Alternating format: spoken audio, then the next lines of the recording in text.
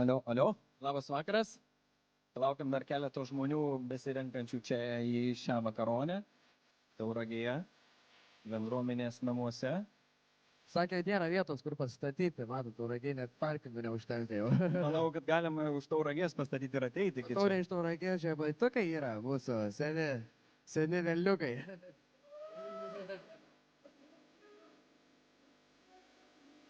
Tiek palauksim, dar porą minučių pradėsim tada.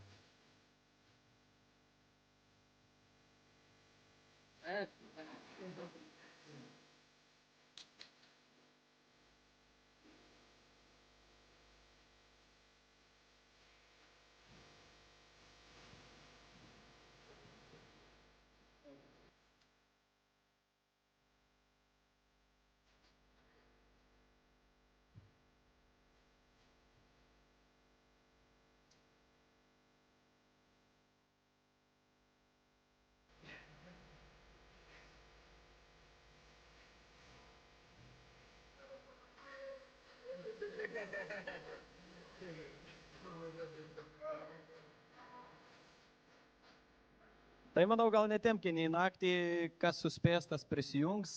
Jeigu ne, tai visų pirma tariu visiems labas vakaras, tauragiškiai. Džiugu, kad šį vakarą, ketvirtadienį, susirinkote čia ir pakalbinti savo vietinę žvaigždę, kuri tikrai stebina ne tik tai Lietuvą, bet ir visą pasaulį. Tai turbūt jo pristatyti jums nereikia. Rokas Baciuška.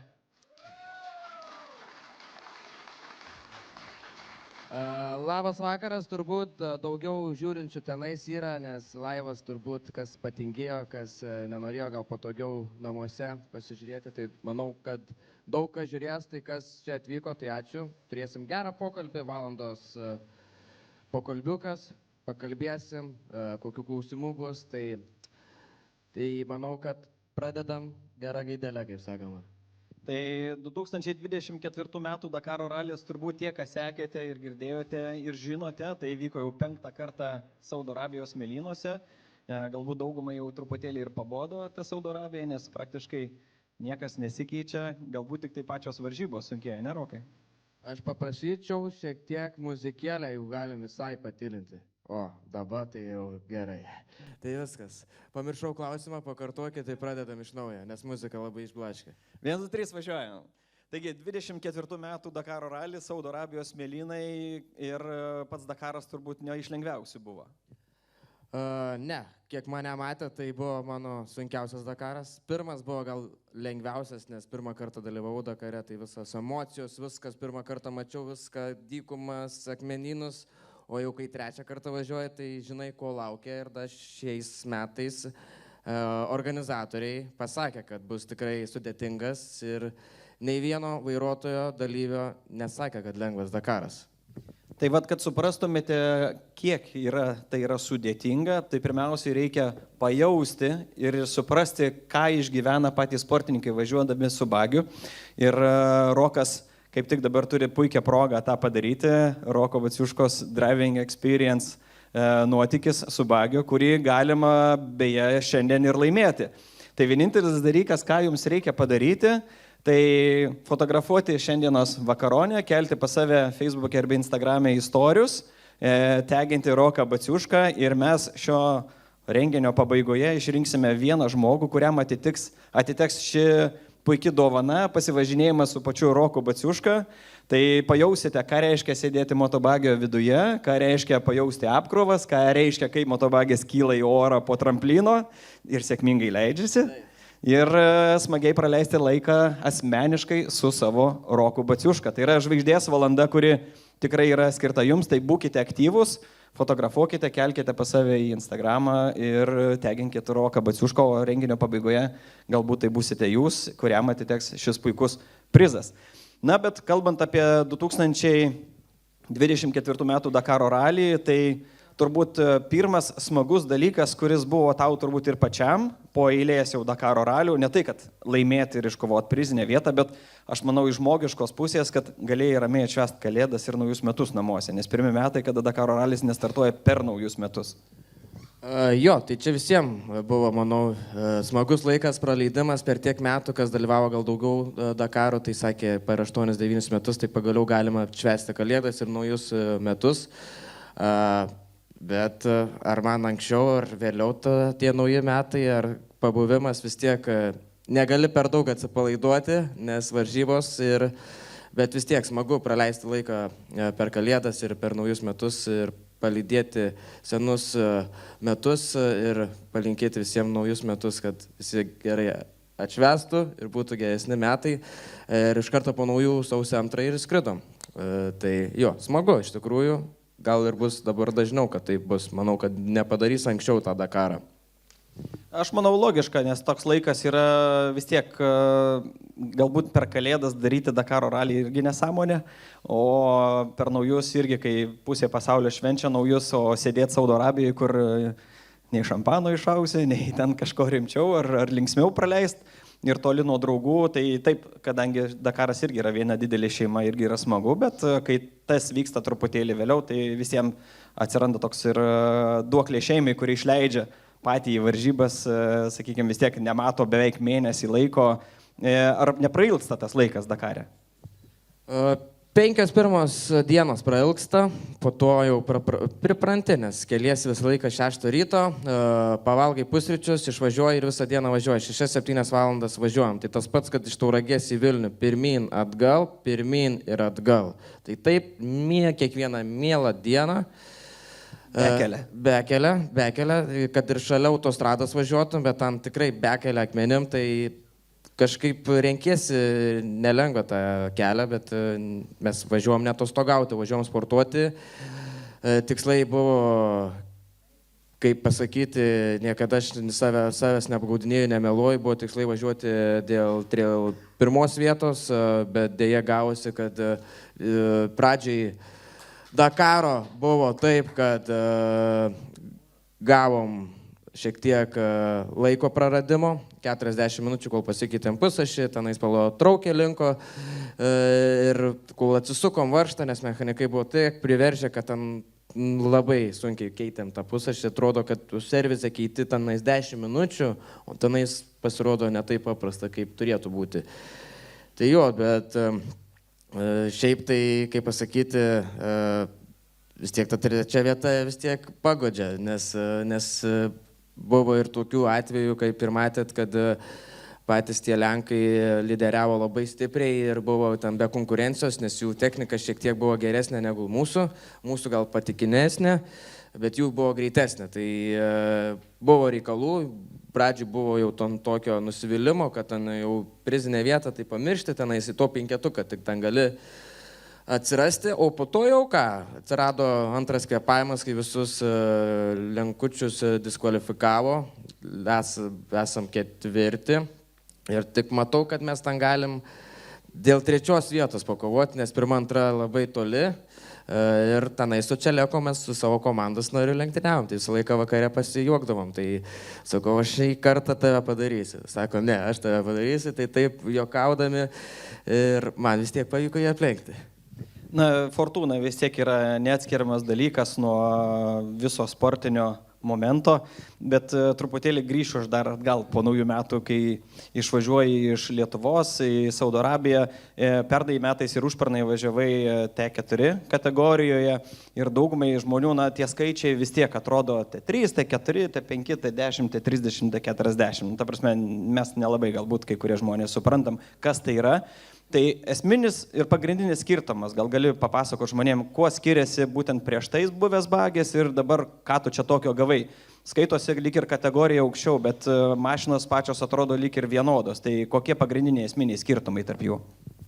Skirtumai tai T4 greitai 125 ir T4 yra standartinio tipo bagis, kai tu nusipirki iš parduotuvės standartinį bagį, tik šiek tiek jisai pamodifikuotas FIOS reikalavimais, o T3 yra greitesnis 135 km/h ir jisai jau skaitosi prototipinis, tu gali iš jo daryti biški platesnį, gali keisti diffą, gali daugiau keisti dalių, o T4 nieko negali daryti, turi būti standartinės dalis ir daugiau yra T3 galimybių daryti visko, komandai tobulinti, nes tu gali iš kompiuterių nubraižyti viską ir T3 važiuoti, bet T4 negali, turi būti ar Kanamas, Polaris, Yamaha, turint standartinio būti, bet su FIOS reglamentais, o T3, vat, kad galėtum prie kompasų viską susibraižiai ir inžinieriai gali kurti tą baigę. Tai toks ir skirtumas yra.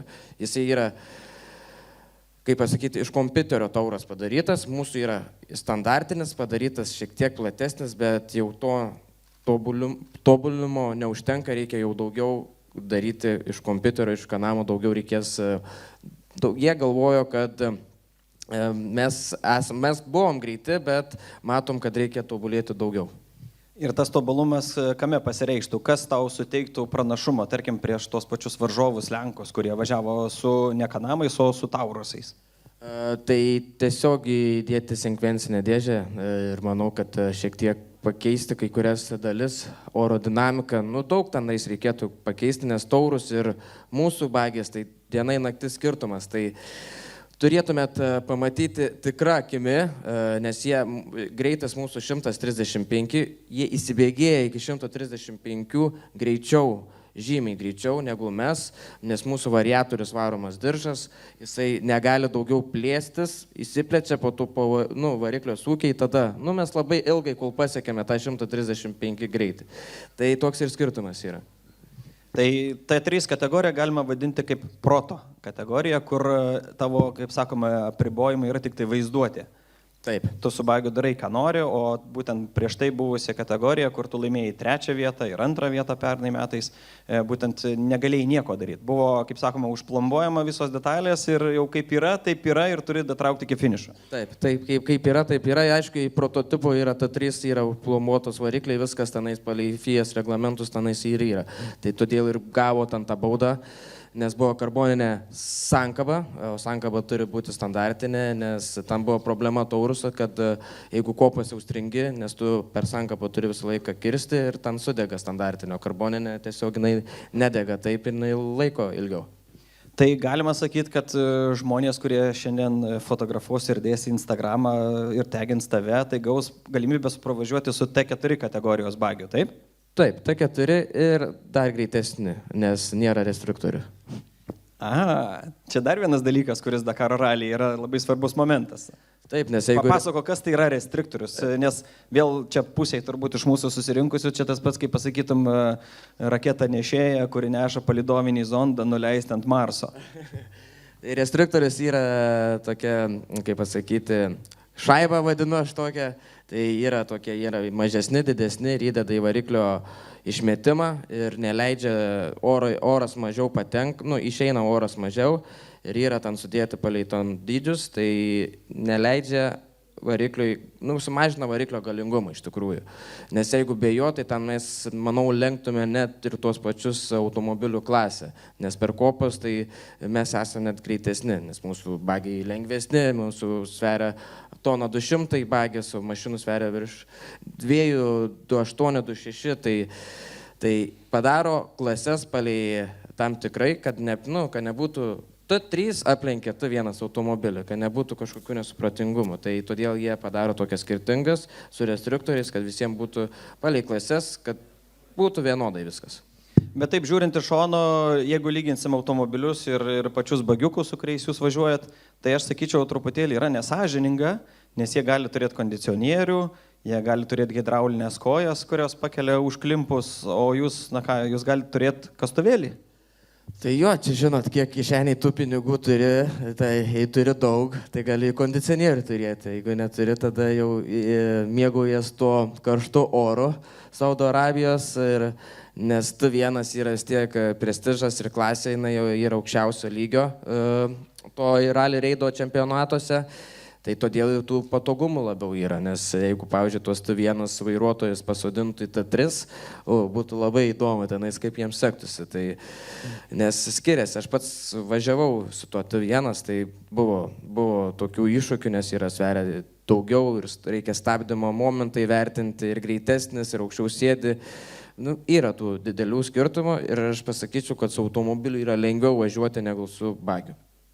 Tai tie, kurie galvoja, kad T3 ar 4 kategorijos yra kaip pasivaikščiojimas po parką ir ten nėra ką veikti, tai iš tikrųjų ten turbūt yra daugiau ką veikti, ne? Tikrai, prisivalgai tiek dulkių, kad gyvenime nesi prisivalgęs, tą po šią dieną valausi tas dulkes ir, fešą, jeigu papuolys, dykumuose tai geriausiai važiuoti, nes tas smėlis Saudo Arabijos, jis nedulka.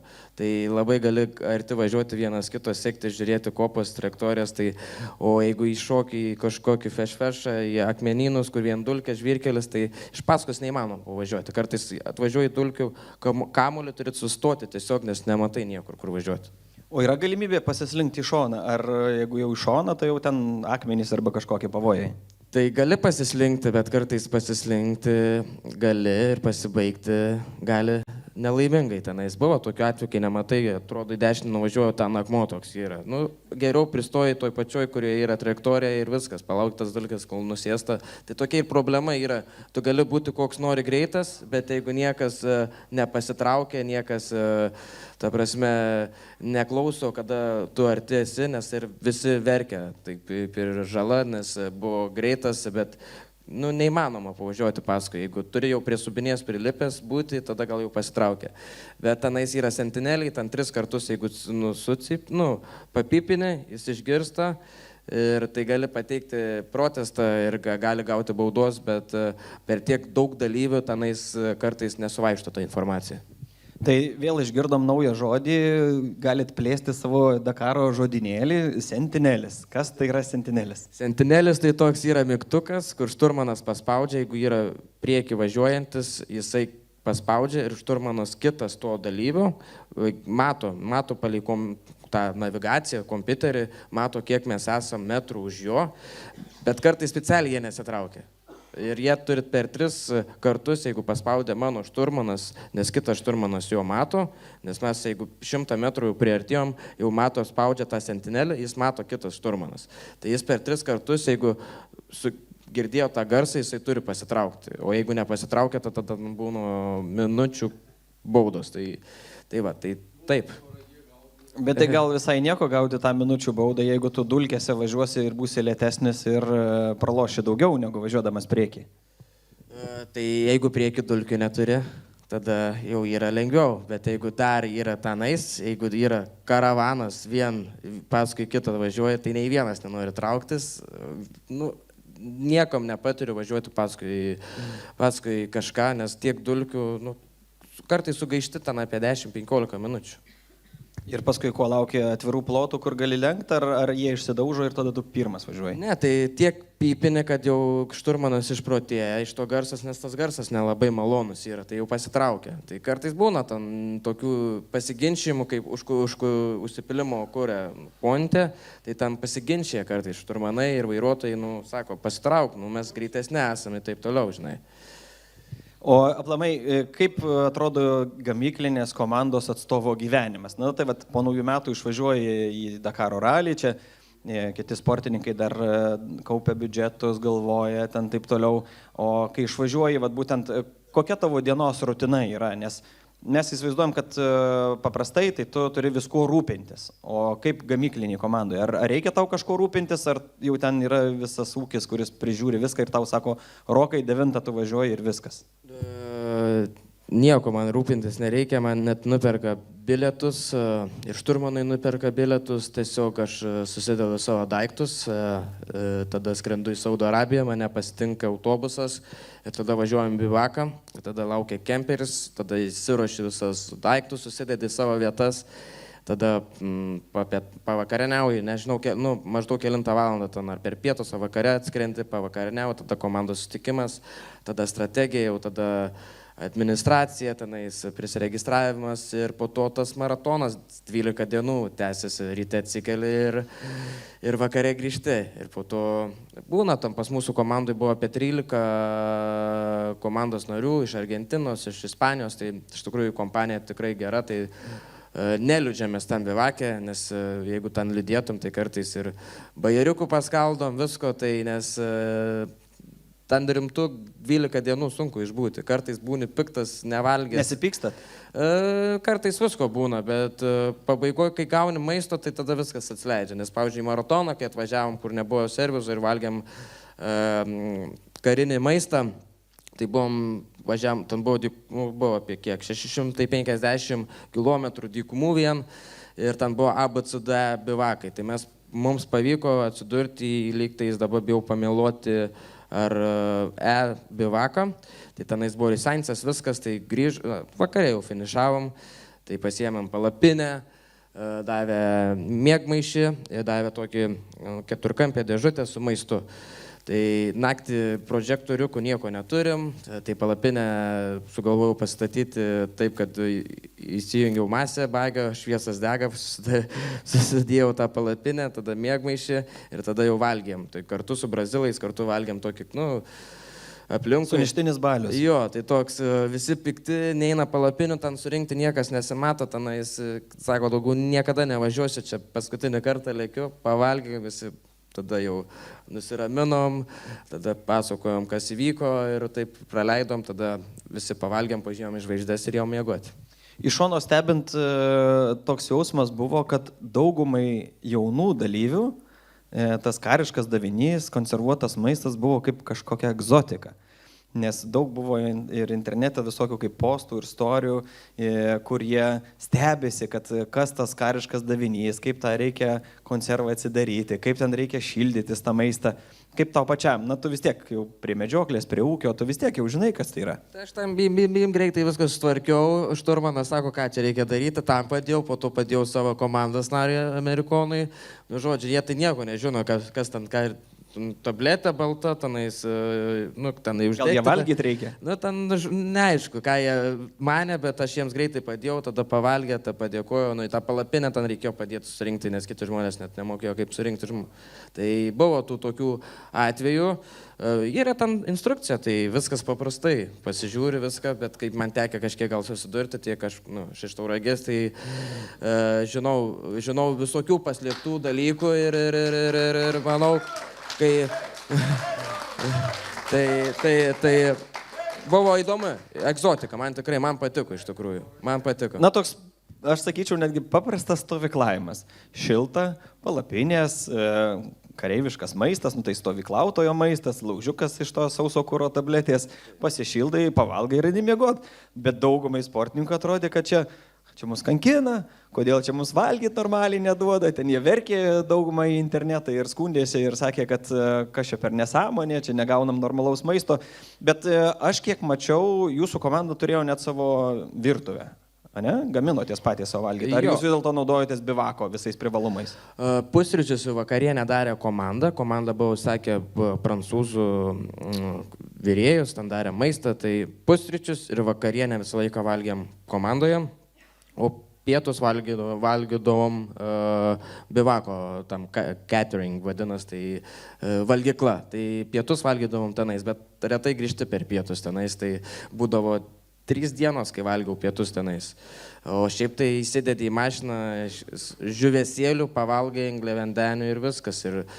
Nes vakare tai labiausiai, kai finišuoja, tai laukia maisto, nes tai būni išalkęs, nes važiavau iki bivako, liko 10 km, pro miestą pravažiavau, pamačiau McDonald's, tai iš karto sakau, stojam čia, užsakiau, privalgiau, kai kiaulė, kaip sakoma, bet čia toks ir yra Dakaras, kad kartais turi pasikankinti, bet kartais ateina laimės ašaros ir nelaimės ašaros ir kaip ir praeitais metais, atrodo, apie pirmą vietą paduota, bet atėmėm techniką pirmą vietą ir šiemet ir Mičiui taip pat buvo. Kaip man?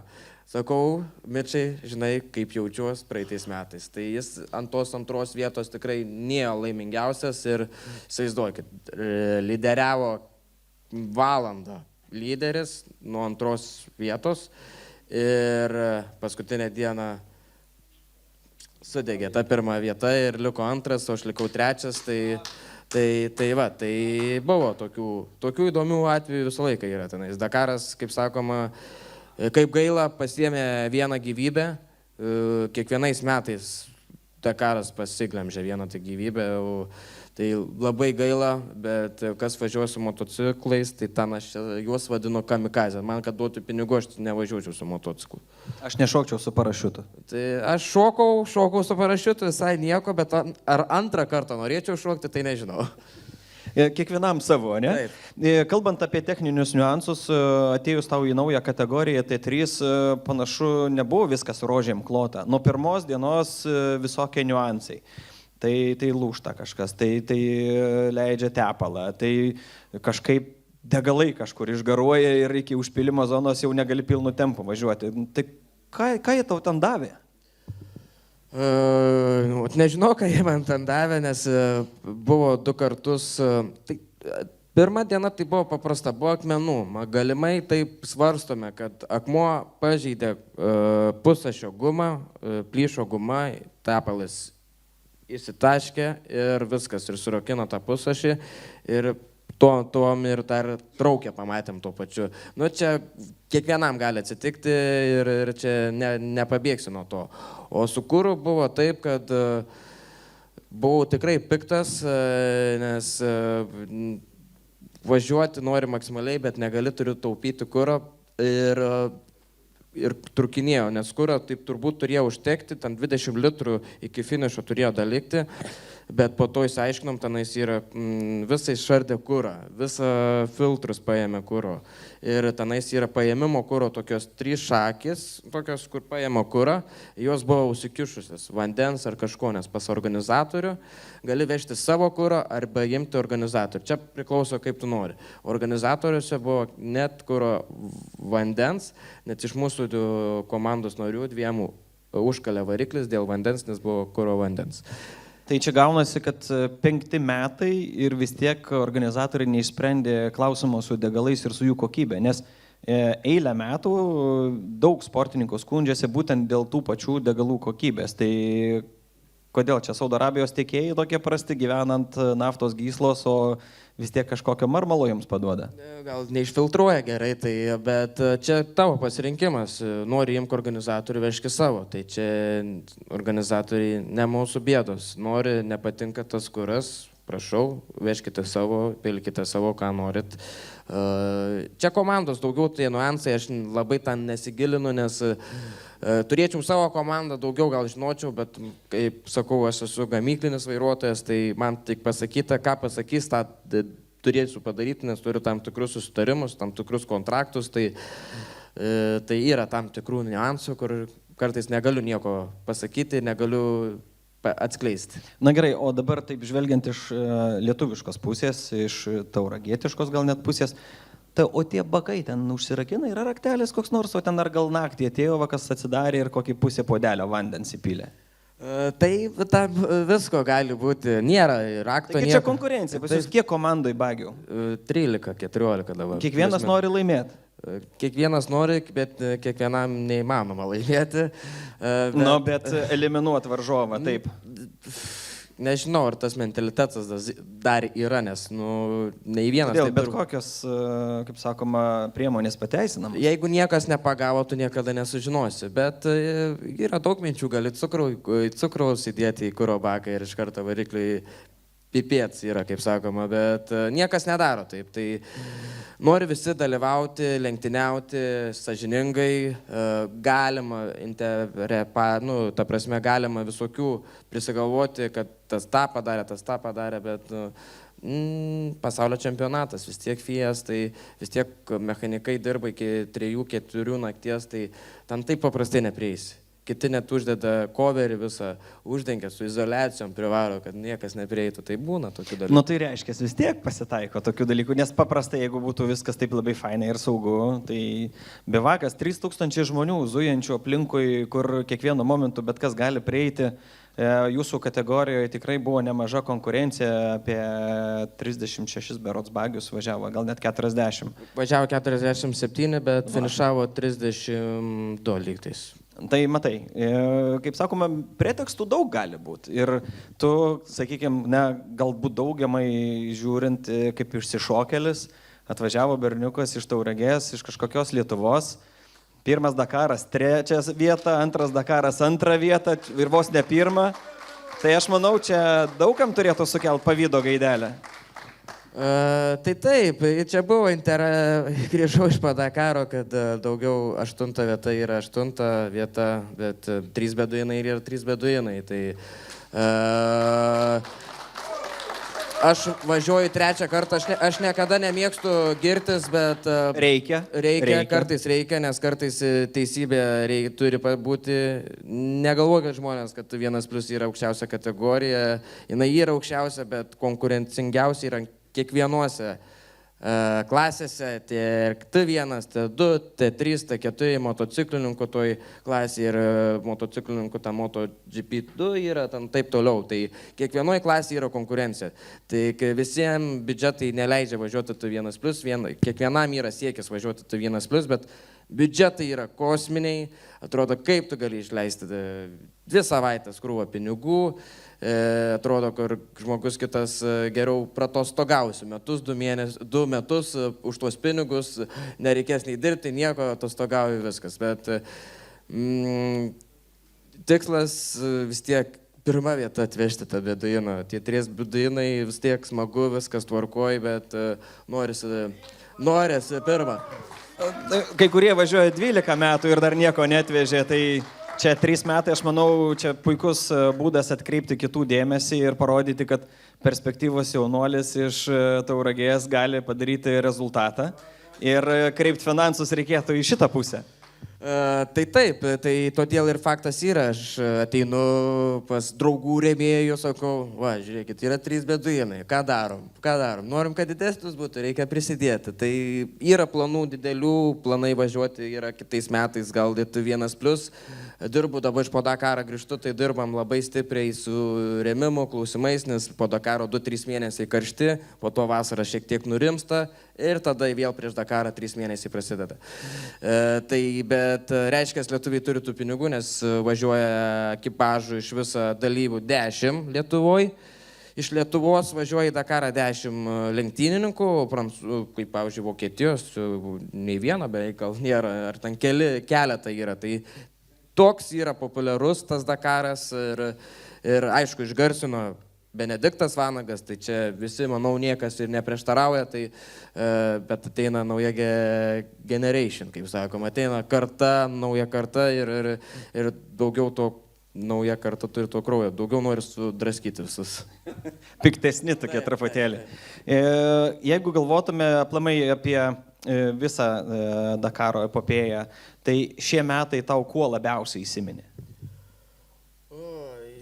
Įsiminė tai gal, kad buvau vienas kaip pirštas iš tikrųjų, va toks, nebuvo daug artimųjų pusės, buvo aišku, iš lietuvių atvažiavę iš Tomulovičiaus tą visą ekspediciją, bet buvau vienas kaip pirštas, nebuvo komandoje pabendrauti lietuviškai visą laiką, angliškai, ispanai kalbėjo ispaniškai šiek tiek išmokau, tai dar vienintelis su Laisvydu Kancium. Jis ateidavo pas mane, dažniau aš pas jį ateidavau, aš norėdavau pamatyti, kaip jis yra pavargęs, nes visą laiką mes pasišaipo viens iš kito, žinai, tai sakau, kodėl tu, sakė, Zuračiu, sakau, mane sodink, sakau, mokėk man krūvą pinigų, sakau, nevažiuočiau. Sako, aš pats nežinau, bet kažkaip kraujai auga ir važiuoja. Tai sakyčiau, buvo tų daug įsimintinų dalykų. Dar vienas įsimintinas, Dakaras man nesibaigė, tokia kopa buvo ir aš per greitai įlėkiau, man galą labai per daug užmetė, tai aš pamačiau savo priekį jau smėlyną, ten dar porą centimetrų būtų buvę aleliuja, kaip sakoma, tai būtų baigęs susivartęs ir viskas, tai ir po to jau biški nusiramini, po to vėl, kol įsivažiuoji į tą biški, vėl žiūri, kad kažkur klaidelė kažkokia, žiūri vėl, riba. Bet jeigu tų ribų nebūtų, tai išeitų visą laiką gerai. Nebūtų, aišku, skaičiuotume pirmą dienos, neprarastume 40 minučių, tai mes būtume laimėję Dakarą. Taip, jeigu skaičiuoju, bet ir baudą tenai šiek tiek gavom už greitį. Ten skaičiuok, kas buvo prarasta, skaičiuok, tai atrodo dabar būtų 1 vieta, bet visi susiduria su problemom. Nei vieno ekipažo nėra, kad nesusidurtų su kokiom problemom. Tai su navigacijom, tai su techninė pusė, tai dar kažkas, tai dar. Tai visokių tų niuansų, tai 1 savaitę nesisekė, 2 šiek tiek jau fortūna sekėsi, bet jau atžaisti tuo laiko labai sudėtinga yra. Na, šiemet aplamai, žiūrint į laikus kategorijose, tai net ir tuose pačiuose ketračiuose matėm, kad pirmą, antrą vietą žaidžia savo lygoje, tada trečia vieta 2,5 valandos, tada Laisvydas dar už 2,5 valandos. Jūsų kategorija irgi tas pats. Tau pačiam vienu momentu vos ne 3 valandų trūko iki pirmos vietos. Paskui, aišku, ten pradėjo kolektyvas nusirašinėti, nes adrenalinas vis tiek daro savo, kuo labiau kaunas. Ir Laisvydas irgi pats sakė, kad laukiau, kol kiti ten išsidaužys ir, sako, bandžiau išlaukti tą momentą, bet nelabai pavyko. Tavo atveju visai gerai susiklostė, nes Čeleko Lopezas susidūrė su techniniam problemom ir nedaug trūko, kad dar ir Mičą Guthrie būtum aplenkęs, bet jam padėjo kitas sportininkas ir įpartempė. Jo, tai pradžiai ten Dakaras galėtų spausti, galėtų 3-4 dienas būti. Technika tiesiog net laikys. Tu turi pataupyti tą techniką, turi pataupyti savęs, tenais, sakau, 2-3 dienas ten galėtum išlošti, maksimaliai važiuoji, rizikuoji, bet 12-13 dienų, palaukiam, turit iki poilsio dienos viskas susidėlioja. Po poilsio dienos jau atrodo viskas gerai, ne, organizatoriai prieš paskutinę dieną davė akmenų, įsitaškė pusę, niekas neplanavo taip, kad viskas bus, Loebas irgi, antra vieta ir išslydo ta antra vieta. Lukas Morajasas irgi. Buvo daug tų pavyzdžių, tai pamatai tos griūvančius automobilius, jau tada atleidai tą gazą, tik finišuoti. Prieš paskutinę dieną mūsų su šturmanu tikslas buvo tik finišuoti. O žiūrint iš šono, pavyzdžiui, iš T3 kategorijos išėję sportininkai kaip Setas Quintero, pavyzdžiui, persėdo dabar į Nasero Latijos Hiluxą. Kaip manai, kaip jam sekėsi, kaip vertinė jo pasirodymą? Ar pasiteisino tas jo, kaip čia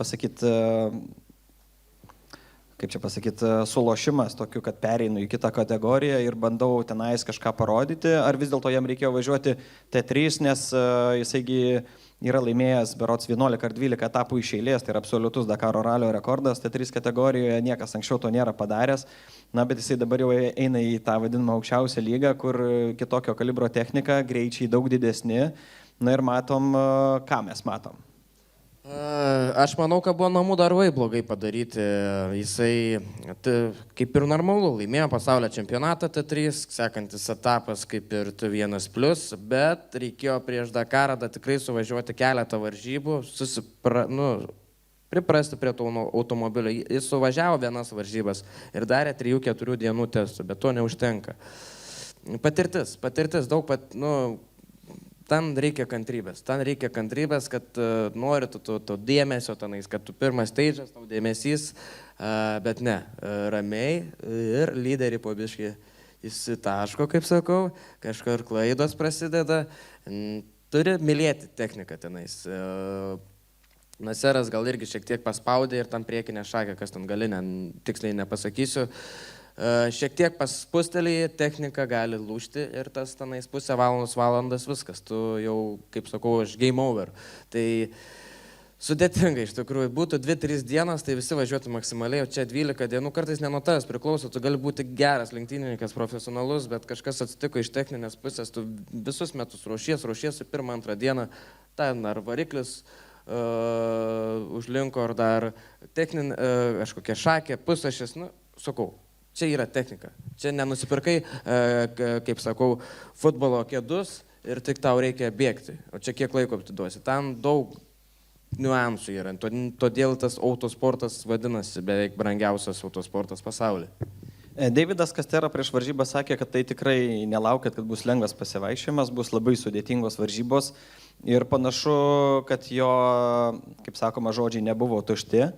Beveik 5000 sportinių kilometrų sudėtingiausiamis sąlygomis reikalavo ištvermės ne tik tai iš dalyvių, bet ir iš pačios technikos. Ir kaip tu manai, ar tie sudėtingi greičio ruožai nebuvo specialiai padaryti tam, kad pradėtų sportininkai važiuoti truputėlį su galva ir vertinti labiau esamas varžybų sąlygas, nes įspaust pedalą ir laikyti iki dugno ir lėkti kelius šimtus kilometrų, jau jie yra tą pratę daryti, jau tie patys sportininkai 20-21 metais Saudo Arabija sakė, kad uždedi tapkę 100 kilometrų tiesiai Ir viskas, ir nieko. Tai ten šturmanai spėja ir parūkyti, ir ką tik nori, ir pasnaudžia kai kurie dar, nes už 100 kilometrų prie kopos į dešinę. Tai, o šiemet, matai, buvo daugiau tų akmenynų, daugiau kanjonų, daugiau tokių aukštų kopų, kur ir užpykinę lygtais buvo, ne? Vienu momentu buvo užpykinę, bet po to kažkaip labiausiai tai sudėtingiausiai yra. Startuoji, žiūri dešiniai šturmano toj kelio knygui, 500 km tik dar liko nuvažiuoti. Aha. Ir tas pirmieji kilometrai man asmeniškai sunkiai važiuojas, pamatau, ten liko 150, antras kvėpavimas įsijungia, nes jau tu link finišo esi. Nes kaip tu pamatai tuos 500, kad tau reikia nuvažiuoti, tu nežinai, kur tu dar nuvažiuosi ir kas tavęs laukia. Tai yra tikrai sudėtinga. Ir šiemet padarė, kad greičio ruožai buvo ilgesni negu praeitais metais. Praeitais metais buvo ilgesni pervažimai. O šiais metais yra ilgesni, todėl gal kažkas ir turėjo su kūrų problemų. Nes nebuvo organizatoriai, gal irgi blogai paskaičiavo, gal turėjo biški ne 2 punktus kūro pointų uždėti, ar turėjo gal 3. Nes kaip ir vienam motociklininkui irgi likus 5 km iki užpilimo baigėsi kūras. Pablo Quintanilla. Taip, jisai buvo 3 ir viskas, 5 km Dakaras baigėsi. Bet tai galbūt tai ir yra esmė, kad galvokit vyrai, ką darot, ne tik tai spaust reikia, bet ir tuo pačiu taupykit degalus, nes čia vėl grįžtama prie Afrikos laikų, nes pats Davidas Kasteras sakė, kad šiemet prisiminsite Afriką. Tai aišku, daug jaunos kartos sportininkų ta Afrika vis tiek yra kaip kažkokia egzotika, o būtent tiems senbuvėms, veteranams, legendoms, tai buvo kaip šviežio oro gurkšnis, jie buvo pasilgę tos nuotykio dvasios, to miegojimo po žvaigždėmis ir tuo pačiu galvojimo apie tai, ar tau užteks degalų atvažiuoti iki finišo arba bent jau papildymo zonos. Ir tuo pačiu patikslink, ar kas komandų yra atsakingas už degalų atsargas motocikle, nu arba bagyje, arba automobilyje, ar sprendžia komandos vadovas, ar šturmano čia pareiga yra apskaičiuoti, kiek prisipilti degalų, nes tu negali prisiliūrinti irgi visiškai pilno, nes tu būsi sunkesnis, bus lėtesnis ir taip toliau. Inžinieriai, tam yra tikri inžinieriai, kad jie žiūri per kompiuterį, kiek kuras sudega, kiek slėgis, kas keičiasi ir variklio parametrus, viską žiūri, bet mes, žinokis, visą laiką pylėm pilną, nes jeigu nepilna būtume pylę, tai ką žinai, ar būtume nuvažiavę. Tai va būtent, nes tu, kai išvažiuoji į tuos 500 km, tu praktiškai nežinai, kas tavęs laukia. Žinai, kad bus kažkoks kopų masyvas, žinai, kad bus kažkokie tai akmenynai ar kažkur, bet neįsivaizduoji, kokiom apkrovom dirbs variklis, nes, jeigu būtų aišku, tai jau būtų ne Dakaras. Jo, automobiliai turi kuro bakus apie 550 litrų, o mes turim 130 litrų. Tai biški toks skirtumas yra, aišku, jie greičiau važiuoja. Tai labiausiai turėjom taupyti, kai buvo dykumos, tada, kai mes išvažiavom be servizo. Nes vien dykumos kartais tokios kopos, kad tu net neužkyli iš pirmo karto, apsisuki ir vėl pagalvoji, ir vėl kuras ryja. Tai tokių ir buvo atveju, bet kažkaip baigiam. Tai kažkaip pavyko baigti, tai pavyzdžiui, todėl, kad mums su kūru problemas buvo, nes variatorius, jis daugiau rėkia variklis, o kur sekvencinė dėžė yra 6 pavarus, tau tiesiog gali tik iš žemų sūkių, tau tiek variklio nereikia sūkių naudoti. Todėl ir mažiau naudoja. Ir Taurus turi keletą programų, turi 4 programas, kur yra akmenys, smėlynai ir greituminiai. O mes turim tik vieną programą, viskas. Tai yra tam tokių... Programa startas finišas. Taip, startas finišas ir šie metai buvo tokie, kad mano tikslas buvo finišuoti iš Kanamų greičiausiai. Tai tą ir pavyko padaryti, nes mes žinojom ir jūs, manau, kad visi žinojot, kad Taurus, jie yra šiek tiek greitesni. Va, paplojat greičiausiam Kanamo vairuotojui. Kalbam dabar apie automobilius ir tavo ketinimus jau už 2 savaičių važiuoti su Toyota Hiluxu. Ne už 2 savaičių, pataisau, jau šiandien 4-adienis, 5-adienis, pirmadienį įskrendu, tai jau čia greitai. 1,5 savaitės, sakykime taip. Už 1,5 savaitės startuosi su automobiliu Baja Hail Saudo Arabijoje. Vėl grįžti į Saudo Arabijos smėlynus. Čia toks įdomus niuansas tiems, kas nežinojote, tai Saudo Arabija po 72 metų berods nuėmė sausą įstatymą. jau galima prekiauti alkoholiu Saudo Arabijoje. Kažkas dirba Bet čia ambasadų lygių ir taip toliau, taip. nes ten prieimimai, etiketas, protokolas, visi kiti dalykai. Dar mums paprastiems mirtingiesiems reiks ilgai palaukti, kol Saudo Arabijoje bus. Galbūt dar karas išsikels kažkur kitur iš Saudo Arabijos, kur, pavyzdžiui, galima alaus atsigerti normaliai. Tai ten pratęsė kontraktą, kad bus ilgiau laiko Saudo Arabijoje. Tai ta gaida apie automobilius. Jau ne pirmas kartas, kada sėdi prie vairo ir berods Portugalijoje bandėjai, taip? Ispanija. Ispanija, gerai, Andalūzijos ralyje, taip? Baja Aragon. Nu, Andalūzija, Baja Aragon, taip. Ir kaip tu manai, ar tu patogiai jautiesi automobilyje? Ar tu tikrai sakytum, kad būtent automobilis tai yra ta transporto priemonė, kurią galėčiau padaryti rezultatą?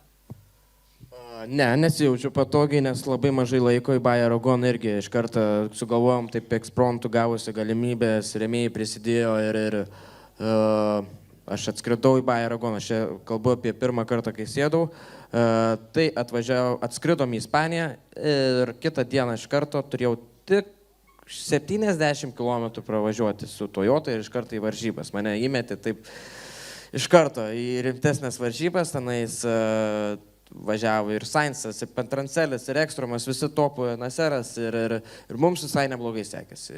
Tik reikia daugiau laiko, pripratimo.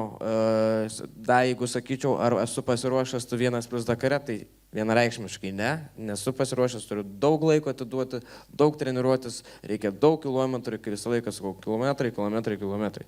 Ir mums tenais važiavosi labai gerai, tai klaida buvo šiek tiek šturmano, padarėm klaidą ir iš 3 vietos, kur galėjom iš pirmų varžybų lipti ant podiumą, tai čia būtų buvę wow, nukritome į 8 vietą, bet top 10 baigėme. Nu, negaliu kaltinti nei jo, čia mūsų yra bendras darbas, tai ekipažas padarė klaidą, nes kiti vairuotojai, čia padarė klaidą, ne. Mūsų yra bendras darbas, tai įsivaizduok, sėdėk tu šturmano vietoj, pabandyk pašturmanuoti, tenais važiuoja greitai, dar turi šturmanas pasitikėti vairuotojui, nes mane šturmano vietoj niekada niekas nepasodins, niekada aš nieko nevažiuosiu. Manęs buvo porą kartų, kai su Kanamu turėjau žurnalistais važiuoti, sako, Rokai, būk geras jas. Nu, aš buvau tikrai įsitempęs, važiavau su jais, bet visko kontroliavau, viskas gerai. Tai todėl bandome siekti važiuoti, tu 1+ prisiaukinti, priprasti, kaip seksis smėlynuose, nes Baja Aragon tenais keliukais važiavome, tai planai yra dideli, bet jeigu pavyks surinkti pinigėlio, jeigu nepavyks, tai gal ir grįžtime į tą patį bagį. Bet šiemet dar dalyvauju pasaulio rally reidų čempionate ir ten važiuosi su bagiu. Jo, tai turim kontraktą, turim pasirašę, kad sustarimus, kad Dakaras, Abu Dabis 2 etapas, po to Porto Alegre, Portugalija, po to Argentina ir Marokas. Tai 5 etapai pasaulio čempiono ir bandysim tapti čempionu, nes esam dabar 2, dar yra tikrai daug galimybių 3 tapti čempionu, nes kuris svarbiau yra istoriškai, tai tapti yra svarbiau yra pasaulio čempionu, negu laimėti Dakarą. O klausyk, ar buvo nors vienose varžybose iš 2 metų, čia žvelgiu retrospektyviai atgal, kad kažkas iš varžovų į kažkokias varžybas neatvažiuotų, nes, praleistos vienos varžybos automatiškai gaunasi, kad taškus prarandi. Taip, tai yra. Daug žiūri pirmas etapas pasaulio Dakaras, nes Dakaras 12 dienų, 13 susirinkė labai daug taškų. Top 5 visą laiką važiuoja į sekantį etapą, o likusį nelabai važiuoja, nes labai dideli kaštai. Tai žiūrint, kiek tu taškų susirinkai. Jeigu ten žiūri, kad tu susirinkai 1 tašką, o mes susirinkom šiam 5, nu ten jau tau nėra galimybių tenais laimėti to pasaulio čempiono titulo. Konkurentai tie patys iš Dakaro eina ir į tą pačią kategoriją, taip? Ta konkurencija Taurusai prieš Kanamus išlieka. Jie bus, tik nežinau, ar važiuos kai kurie vairuotojai, arba važiuos, nes tikslas buvo Dakaras ir nes prarado daug taškų. Nežinau, kokie lenktynininkai bus. Mičas tai tikrai važiuos, nes jis yra 1 lentelėje, Austinas 3, aš 2, tai mes tai važiuosim. Dar entry listo dar nepaskelbė, tai sunku pasakyti. Kaip vertini Kristinos Gutierrez pasirodymą, pirma moteris laimėjusi Dakaro ralį nuo 2001 metų, kada Jutta Kleinschmidt laimėjo, dabar jinai tik tai antra aplamai moteris per 46 Dakaro ralio istoriją laimėjusi kategoriją ir lipusi ant podiumo. Ar yra tų daugiau stiprių sportininkių važiuojančių Dakare? Jinai, manyčiau, kad jinai vienintelė yra stipriausia iš moterų, kurie važiuoja Dakarą. Būkim teisingi vietiniai, bet pasisekė iš tikrųjų, neturėjo jinai jokių problemų, o visi kiti turėjo. Tai ir paskutinę dieną, sukrito jai viskas taip, kaip turėjo, tai sveikintina, iš tikrųjų, jinai daugiau važiuoja Dakarų už mane, jinai 8, gal 9 Dakaras, bijau pamiršti. 7. Tai 8. Tai patirties daugiau negu už mane. Tai šaunuolė, iš tikrųjų, tik gaila komandos to, nes važiavo toj pačioj komandai Gutierrez, tai tuo minčio gaila. Tai aš jam priminiau, sakau, jautiesi taip pat, kaip ir aš praeitais metais. Sakau, sveikinu. Na, nieko nepadarysi, bus dar tų trofėjų. Žiūrovams pasakysiu, kad Dakarų lyginti negalima, nes čia ne žiedinės varžybos ir kiekvienas Dakaras yra unikalus. Kiekvieną kartą organizatoriai paruošia tam tikrą kažkokią tai kliučių, netikėtumų puokštę. Tai sakykime, kad pernai suvažiavau ir atvažiavau 3, šiemet būsiu 2, yra naivu tikėtis. Ir šių metų praktika lygiai tą patį įrodo, to pačio Mičio Gastri atveju. Panašiai ir tau. Pernai buvo, kol nekerti finišo linijos, tu negali sakyti, kad aš atvažiavau toje arba kitoje vietoje. Čia prognozuoti yra labai sudėtinga. Na, bet tikėkime, viskas klostysis taip, kaip turi klostytis. Ir viskas susidėlios į lentynėlės taip, kaip turi susidėlioti ir kad būtų. Tai mes čia daug šnekame, bet vis tiek gal žiūrovai nori kažką iš salės paklausti, užduoti kokį klausimą Rokui, galbūt kažkas kirba mintį, visą laiką galvojat, stebėdami socialinės medijas ir visą laiką sakot, susitiksiu Roką, tai būtinai paklausiu. Ar yra tokių klausimų? Ne, visi tokie nedrąsūs mėgantis. Prašom. Labas vakaras. Kaip tapkės atrodo po... Tapkės? Taip, neprakiuro nuo pedalo. Ne, neprakiuro, bet tapkės vietoj yra. Atsarginės turėjai? Atsarginės visada turiu. Tai sėkmės tavo. Prireiks, ačiū. Dar gal kokį klausimėlį? Prašom.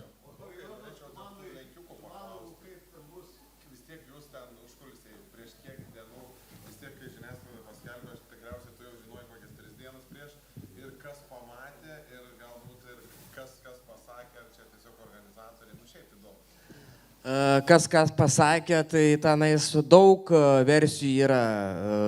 Taurus yra gamyklinė komanda, jie nusipirko iš Taurus tos bagius, o kai lenkia Taurus gamyklinė privati komanda su jais, su jų bagiais, tai gali būti, kad ir jie, gali būti, kad šiaip patikrino organizatoriai, nes jie tikrai būtų pasikeitę turbūt tą sankabą prieš paskutinę dieną į standartinę, jie tikrai žinojo, bet nesitikėjo, kad vidury varžybų patikrins ir gavosi, kad patikrino.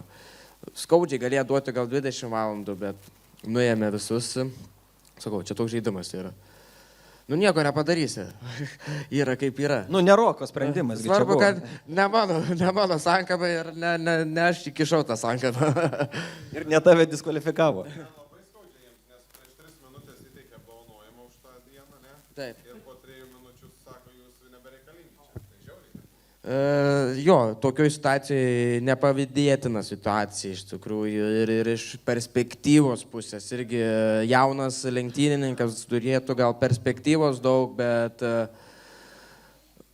dabar jam dar bus sudėtingiau ir kaip mato, kad aš irgi norėčiau, kad važiuotų 3 pavardės Baciškų, bet sudėtinga tai padaryti ir kai tu važiuoji, turi du vairuotojus, savo šeimos narius už nugaras, tai tu labai drąsiai gali važiuoti, nes tu žinai, kad tau servisas už 10-5 minučių yra.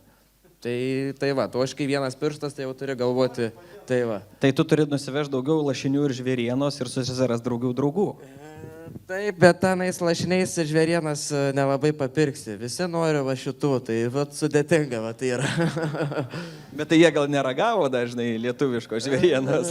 Tai jie už tuos pinigus ir tą žvėrieną nusipirks ir gaus Saudo Arabiją laus, ko norės. Prašom dar kokį klausimą. Su bagi važiuoja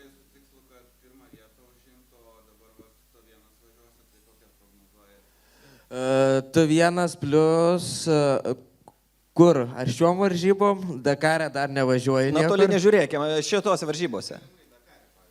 Jeigu taip svajojant, jeigu gerai visa praeita treniruotė būtų, keleto varžybas, daug treniruočių, vienareikšmiškai važiuoti, norėčiau dėl prizinės vietos kovoti, nes, jeigu daug savęs atidavai, daug treniravaisi, man tikslas, aš varžybas važiuoju laimėti, o ne važiuoju būti top 20-ukė. Aš pirmus metus, kaip sakiau, kai aš nebuvau užtikrintas. Tada sakiau, top 10-uką pirmą Dakarą pakliūti, tai būtų, pamačiau, kad galim tikrai geriau ir matau, kad tenais galima važiuoti greičiau ir jeigu gera treniruotė paruošta prieš Dakarą, jeigu viskas gerai pasisektų, tai sakyčiau, tikrai važiuojam top 5-uką, tai vienareikšmiškai patekti turėtume, jeigu be jokių problemų. Na, o čia savų rate vis tiek gali prisipažinti, buvo priėjęs koks nors ten iš kokio ten gamyklinės komandos, ar iš Toyotos, ar iš ProDrive ir sakė, Rokelį, gal tu norėtum pas mus pabandyti kada? Tai jie taip, kaip pasakyti, visi žino, visi stebi, visi laukia, nes ralių reidų čempionatas vyks ir auks ir jiems reikės profesionalių vairuotojų, tik reikia laiko ir reikia laiko pavažiuoti T1 plus kažkokias varžybas, jie pamatys ir tada jo. Yra galimybių daug. Nesakau, kad jie nestebi, žinau, daug kontaktuoju, dirbam to klausimo, bet kad pasakyti, važiuoju kitais metais Dakarą negaliu, nes krūva pinigų, kai reikia daug dirbti to klausimo. Na gerai, pasvajokim dabar pabaigai. Jeigu taip jau padėkim pinigus į šoną, tu turi jų kiek nori. Ir važiuoja visos komandos dabar Dakare. Ten keturatį jau žinom, kad nesėstum. Motociklai irgi nesėstum. Motociklas tai irgi ne. Kokią mašiną rinktumėsi? Kokią transporto priemonę? Markė, gali būti ar komanda. Kur tu įsivaizduoji, tau būtų geriausia? Tai jeigu padėtų taip, kaip Sainzui padėjo, tai važiuočiau vienareikšmiškai Audi. Bet jeigu ne, Toyota, vienareikšmis Toyota, nes Toyota turi daugiausia patirties ir, kaip ir sakėt, girdėjot Naseras, padariau didelę klaidą, daugiau klaidų nebus, tai nematau perspektyvos važiuoti su kita mašina, nes ProDrive'as dar neišdirbęs tos mašinos yra, dabar Dacia gamina ProDrive'as, irgi kiek ten laiko jie ištiestuos, Audis irgi, reikėjo 3 metų, kad jie laimėtų Dakarą. Tai Dacijai nežinau, kaip seksis, bet manau, kad irgi iš pirmo karto tikrai bus sudėtinga. Na, tai patirtis įrodo, tam pačiam ProDrive'ui pirmi metai buvo irgi kaip prisvilęs blynas, jis toliau po truputėlį svyla. Gerai, kad gartraukis įjungtas, tai net Loebas 3 vietą atvažiuoja, tai netai baisu. O kalbant apie Toyotą, nemanai, kad technologiškai jinai sensta ir kitos komandos pradeda pasivyti ir rodyti, kad sugeba važiuoti gerai, kad ir tie patys ProDrive'ai, jeigu ten tam tikri niuansai, ir galima truputėlį suversti ant to, kad ir nieks nesitikėjo, kad bus toks sunkus Dakaras ir technikai reiklus. Tai galbūt jeigu būtų lengviau, aišku, čia galima sakyti, jeigu būtų katinas nešikęs, būtų pelę pagavęs, bet jeigu būtų ir būtų, tai gal ir tie ProDrive'ai visai galėtų ten konkuruoti. Berods pats matavaisi ProDrive'ą. Jeigu norėčiau taip, tai turėčiau suvažiuoti su kiekviena atskira gamintoja mašina varžybas ir tada galėčiau pasakyti, kai nesi sėdėjęs, tu gali svajoti važiuoti su tuo. Aišku, labiausiai tai norėtum važiuoti su techniškai tvirta mašina. Tai va, tai jeigu tenais biški kažkokį smūgį gavai ir ten šakė lūžo, tai nesakau, kad mašina, nes tenais tokių gaunam smūgių, tokių kartais į nugarą gaunam šūvių, kad atrodo, kad stuburas išlėks iš to bagio. Tai kartais būna tokių atvejų, bet aš galvoju, kad šiemet tą Dakarą padarė, kitais metais biškai gal lengvesnį padarys arba dar sudėtingesnį padarys. Nežinau, bet yra Audi arba Toyota. Tai Audis nebelieka, tai Toyota nebelieka. O klausyk, kaip tu galvoji, gal ten jums kokius paminkštinimus gali padaryti į tą, nes matai, Audi dėdukams jau sakė, kad yra pakaba minkštesnė ir sėdynės daugiau porolono pridėjo.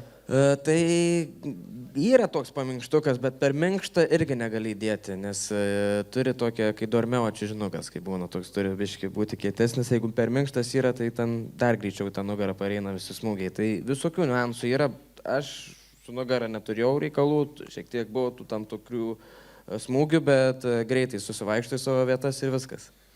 Na, dar kokį klausimėlį? Prašom, šaukit. Daug tų autosportė važiavai. Mes, autokroso fanatikai. Nu, aišku, dabar Dakaras. Bet ar ateityje, ar duosi garo mums Vilkyčiuose pažiūrėti tave? Rally krosį. Antrą kartą klausiu tave. Žinau, praeitais metais klausė ir tam toj pačioj vietoj sėdėjai, tai nepamiršai savo vietos, maladėts. Bet jo, aš rally crossą važiavau, irgi buvo fantastiški prisiminimai. Prancūzija, Latvija, kai Prancūzijai ten geri prisiminimai, bet gaila, kad rally crosso levelis šiek tiek labai į apačią yra perspektyvos tenais važiuoti. Autokrosą, jeigu girdit, duokit man techniką gerą Vilkyčiuose, tikrai suvažiuosiu. Tai, bet jo, buvo tų momentų, bet nes kartingai, po to rally crossas, Dakaras, todėl, kad Dakaras 2 savaitės gyvena ir būčiau tapęs pasaulio čempionų rally cross'e, netoks dėmesys būtų, kad Dakarą prizinę vietą paėmė. Bet mes padarytumėm. Tai va, tai taip, kažkaip taip. Tai dabar galbūt pabaigai dar reikėtų sugalvoti, kad išlošti tą pasivažinėjimą su Roku Baciuška. Man čia vibravo kažkas. Jau gal turime net laimėtoją, gal skambina laimėtojas, nes visą... Pervedė daugiau pinigų, tai gal laimėtas. Bet man dabar reikia ką daryti, aš einu, ne? Užsimerk ir nežiūrėk, nes bus nesažininga, gal tu pažįsti kokį žmogų. Ne, bet tai gerai, man Instagram'e reikia nueiti, ne? Ir tada aš matau čia story mention jų, ne? Ir taip aš taip, kaip man čia. Tai vat brauk ir išsirink. Brauk ir rink. Nežiūrėk, nes tu žinai, visą tauragę tu pažįsti, paskui kaimynui atiduosi. Braukti aš turiu eiti kaip per story, taip, takšt, ne? Šitaip, ne? Tai... Gerai. Tai palauk, duok aš darysiu, takško, tu jau tada jau nežinosi. Gerai. Taip, o tu galėsi sakyti top. Nu, važiuojam. Pasakyk, kada važiuojam. Tai aš jau važiuoju, žinau. Gerai, stop. Gerai. Oho, koksai kūrybinis pseudonimas geras. Paslaptis. Tai čia tas žmogus turi atsiliepti dabar ir Parodyk, kad čia man.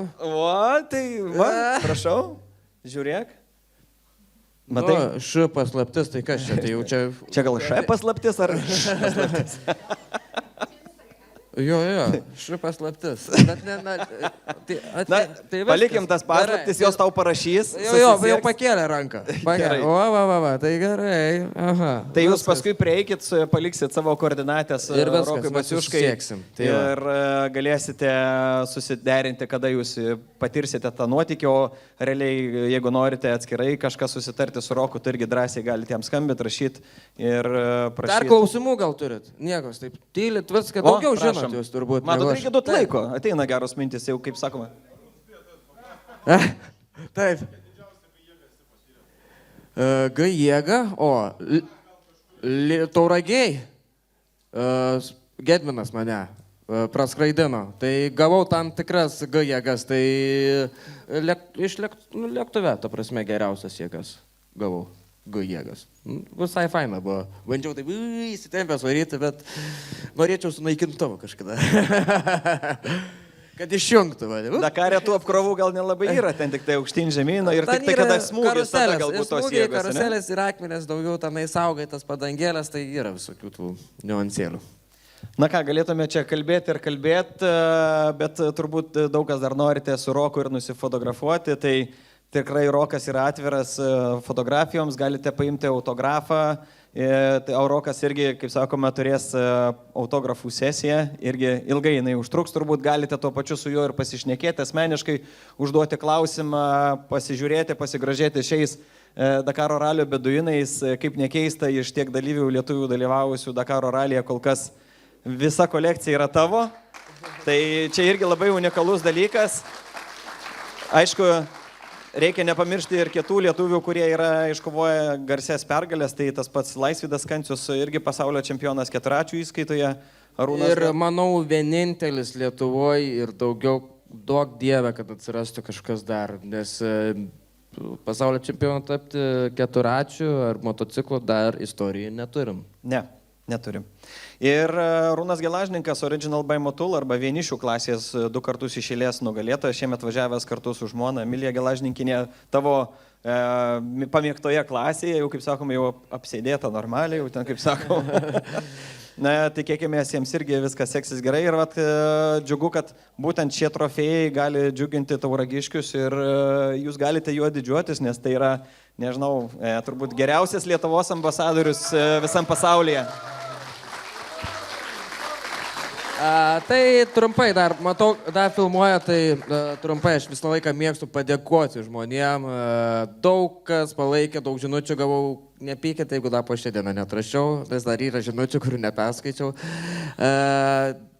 Tas aura, Lietuvos aura, tas Dakaro aura, Žemaitukų pat pritrūko šiemet Dakare, nežinau kodėl nebuvo, gaus velnių, kitais metais turės būti, bet jo, noriu padėkoti visiems fanam, visai Lietuvai, visiems žmonėm, kurie palaikė, nes daug žmonių buvo, vienareikšmiškai, bet tų žmonių variklio stumuokliai nedirbtų ir neitų be jų nieko daryti, tai 3 beduinai, reiškia, ne paskutinis ir bandysim siekti tų tikslų, važiuosim, stengsimės, tai vienareikšmiškai ačiū jums, tie beduinai yra jums, ne man, aš tų trofėjų iš tikrųjų turiu, kaip yra gerus filmus esu matęs. Šiaip tai yra emocija, šiaip tai yra metalo gabalas. Esu filmus metų. Nežinau, kiek sveria, čia nesmė, bet esmė yra emocija, ką tu praleidai per varžybas, ką tu pamatai, ką tu išmokai, tai čia yra didžiausia pergalė. Tai ačiū Jums. Ačiū.